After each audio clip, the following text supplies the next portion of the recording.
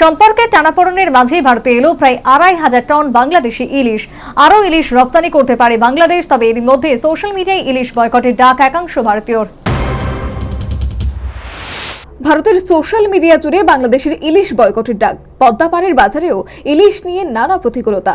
এরই মধ্যে ইলিশ চাষিদের পেট বাঁচাতে ভারতে এলো ট্রাক ভর্তি ইলিশ। বৃহস্পতিবার বেনাপোল পেট্রাপোল সীমান্ত দিয়ে বাংলাদেশের যশোর থেকে ভারতে আসে ২৪২০ মেট্রিক টন ইলিশ। পাইকারি ব্যবসায়ীদের হাত হয়ে কলকাতা ও শহরতলির খুচরো বাজারে পৌঁছানোর কথা রয়েছে পদ্মা পাড়ের রূপলি শস্যের। প্রতি কেজি ইলিশের দাম হতে পারে প্রায় ২০০০ টাকা। এই বছর এই প্রথম বাংলাদেশের ইলিশ ঢুকলো ভারতে। এরপরেও আসার কথা রয়েছে ট্রাকের।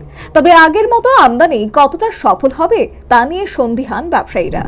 ইলিশ মাছ কত টন আছে আপনার গাড়িতে? এটা আমি সঠিক বলতে পারবো না। কোথা থেকে নিয়ে আসছে? যশোর থেকে। কোথায় যাবে? ইন্ডিয়ায় ঢুকছি। ইন্ডিয়ায় ঢুকলো। এই প্রথমই তো ইলিশ। এই প্রথম। হ্যাঁ, এই বছর এই প্রথম। কটা গাড়ি আছে এখনো? পিছনে কয়টা আছে সঠিক বলতে পারবো না। আমি আগে সিরিয়ালে এটাই জানি। আপনার গাড়িতে কতটা আছে? ১৭২ বক্স। 172 বক্স। কত টন? কত টন হবে? কত টন? কয় টন হবে? ওই ২০ কেজি করে আপনার রিসিভ করেন। আপনার নাম? আমার নাম শাহিন। বাংলাদেশে মোহাম্মদ শাহিনুজ্জামান। হ্যাঁ, ইলিশের দাম কত কিরকম আছে? খাতেই পারি না, দাম কিনতেই পারি না আমরা। দামের কথা হিসেবে বলি কত কিলো ইলিশ আছে আপনার? কত কিলো ইলিশ আছে? সাইজ কেমন হবে? কত কিলো সাইজ? ও ৮০০ কেজি এরকম। বাংলাদেশে কি এখন ইলিশ মাছের দাম বেশি?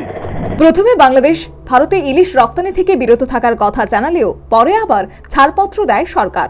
বন্যা এবং জালে কম ইলিশ ধরা পড়ায় বাংলাদেশে ইলিশের আকাশ ছোঁয়া দাম।